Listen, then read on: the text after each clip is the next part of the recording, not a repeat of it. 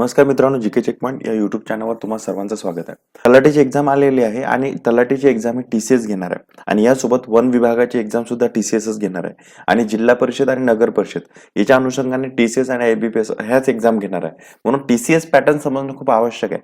म्हणून आपण ही सिरीज आणलेली होती आणि त्या विषयांचं विश्लेषण आपण घेऊन आलेलं आहे. घटकनिहाय विश्लेषण आहे, म्हणजे प्रत्येक टॉपिकवर कोणत्या टॉपिकवर कसे कसे प्रश्न आलेले आहेत, किती वेटेज आलेलं आहे, या सगळ्यांचा पॅटर्न आपण लक्षात घेणार आहे. आणि या आधीचे पण मी इतिहास, त्यानंतर भूगोल आणि राज्यघटना यावर सगळे व्हिडिओ टाकले आहेत. ते तुम्ही बघितले नसाल तर ते सुद्धा बघा. बऱ्याच जणांच्या प्रतिक्रिया आल्या मित्रांनो, खूप युजफुल व्हिडिओ, त्यांना नोट्स सुद्धा मिळालेल्या आहेत. तर आज आपण चालू घडामोडीचे बघणार आहे. चला तर मग कुठलाही वेळ न घालवता आपण सुरू करू. बघा, चालू घडामोडी करंट अफेअर, ज्याला आपण घटकनिहाय विश्लेषण बघणार आहे. चला तर मग आता बघूयात. आता करंट अफेअरवर जवळपास आतापर्यंत 142 प्रश्न आले मित्रांनो, म्हणजे आतापर्यंत झालेल्या परीक्षेमध्ये. तर त्याच्यापैकी त्याचं डिस्ट्रीब्युशन कसं आहे बघा.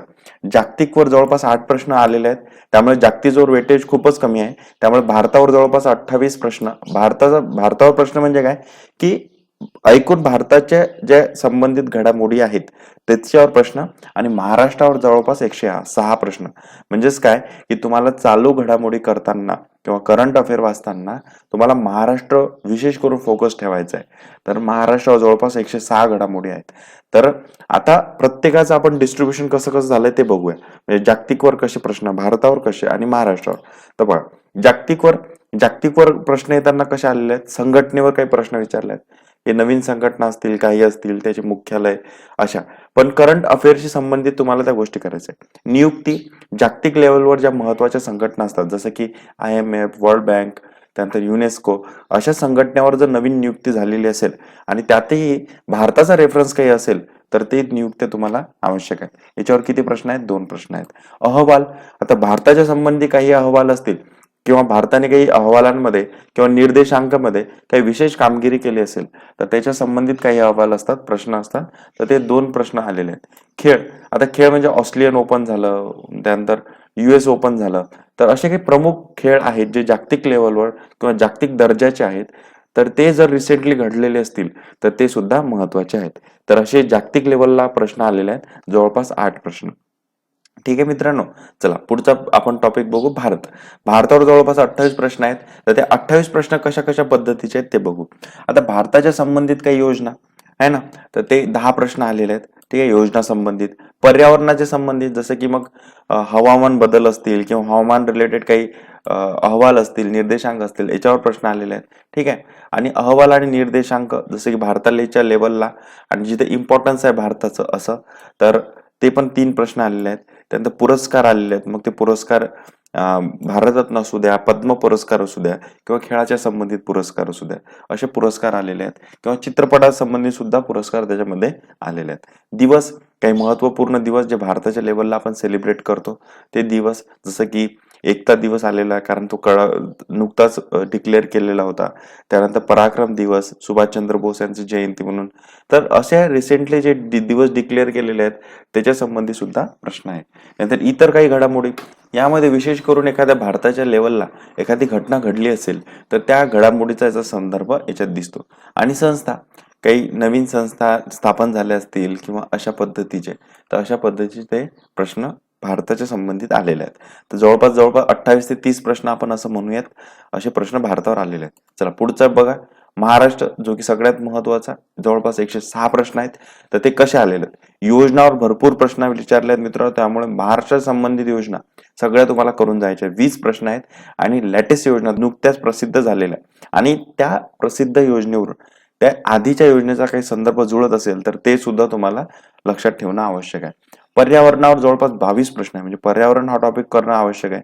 त्याच्यात ते तुम्हाला शाश्वत विकास आणि हवामान बदल याच्या संबंधी प्रश्न विचारलेत. शाश्वत विकासावर जवळपास 4 ते 5 प्रश्न आहेत आणि हवामान बदलावर सुद्धा प्रश्न आलेले आहेत. अहवाल निर्देशांक, जवळपास AQI एअर क्वालिटी इंडेक्स वर जवळपास 5 प्रश्न आहेत.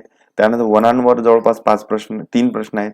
पशुगणना, आता त्यावेळेचा करंट घडामोडीमध्ये ही विशेष घटना होती, पशुगणना डिक्लेअर झाली होती, म्हणून पशुगणनेवर जवळपास 4 प्रश्न आलेले आहेत. ठीक आहे ना.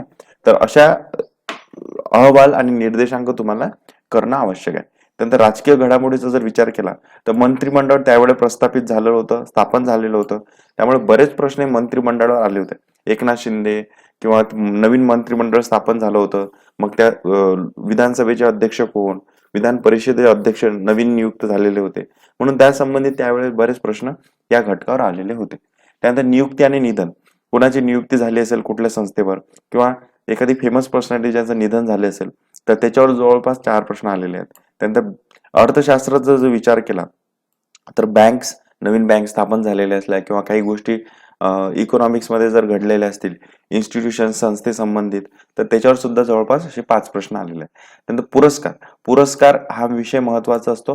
पुरस्कारामध्ये साहित्याचे पुरस्कार आणि महाराष्ट्राच्या संबंधित साहित्य, त्यानंतर खेळ, महाराष्ट्र संबंधित प्लेयर, त्यानंतर पद्म पुरस्कार, मग पद्मभूषण, पद्मश्री, पद्मविभूषण या सगळ्या पुरस्कार, पण रिलेशन कसं लावायचं, रिलेट कसं करायचं तर महाराष्ट्राच्या संबंधित असे प्रश्न तुम्हाला आलेले दिसतात. त्यानंतर मंत्रिमंडळ, मंत्रिमंडळाचे इतर संबंधित असे काही प्रश्न आहेत की अमक्या गृहमंत्री म्हणून कोणाला निवडण्यात आलं आहे ना, पालकमंत्री कोण, अशा पद्धतीचे काही प्रश्न इथं तुम्हाला दिसतात इतर मध्ये. ठीक आहे, तर असे ऐकून तुम्हाला महाराष्ट्राचे संबंधित काही प्रश्न दिसतात. सगळं महत्वाचं आहे मित्रांनो. आणि हे PDF तुम्हाला पाहिजेत असेल किंवा हे नोट्स तुम्हाला पाहिजे असतील, हे विश्लेषण तुम्हाला पाहिजे असेल तर टेलिग्राम चॅनल जॉईन करा. तिथे माझा कॉन्टॅक्ट ID दिसेल, तिथे तुम्ही मला मेसेज करा. टेलिग्राम चॅनल आहे GK चेकपॉइंट. चला ठीक आहे. त्यानंतर टेलिग्राम चॅनल नक्की जॉईन करा. आणि या आधीचे व्हिडिओ तुम्ही बघितले नसाल, इतर विषयांचे पॉलिटी, त्यानंतर इतिहास, भूगोल, तर तुम्ही नक्की जाऊन ते बघा. सगळे व्हिडिओ मी डिस्क्रिप्शन बॉक्समध्ये दिलेले आहेत. भेटूया पुढच्या व्हिडिओमध्ये पुढच्या अनालिसिस सोबत. धन्यवाद.